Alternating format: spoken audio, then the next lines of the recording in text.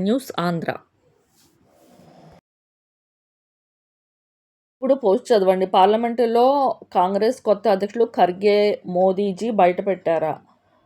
PM మోదీని సాధారణంగా మృదు స్వభావి, పెద్ద మనిషిగా తక్కువగా అంచనా వేస్తారు.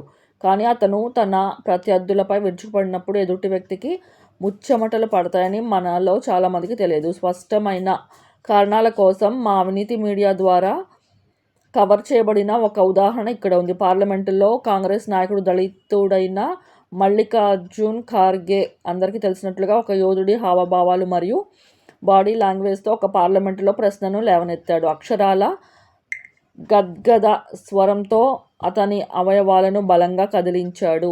మోదీకి ప్రశ్న: మీరు మా దళితులకు కుటుంబానికి కనీసం 1% భూమిని కేటాయించాలి. లోక్సభలో పిన్ డ్రాప్ నిశ్శబ్దం నెలకొంది. అందరూ తమ తమ సీట్ల అంచున ఉన్నారు.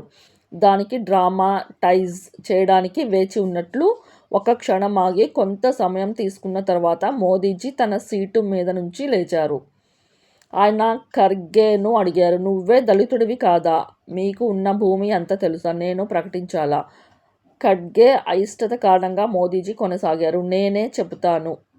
బెంగళూరులో బన్నెరమట్ట ప్రాంతంలో మీకు 500 కోట్ల వాణిజ్య సముదాయం ఉంది.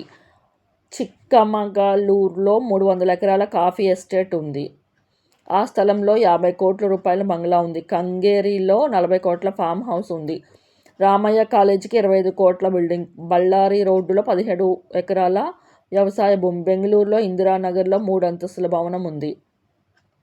బెంగళూరులో సదాశివనగర్లో 2 బంగ్లాలు. వాటిపై మైసూరులో ఉన్న మీ కుటుంబ సభ్యుల పేర్ల మీద ఉన్న ఆస్తుల జాబితాను నేను చదవచ్చా?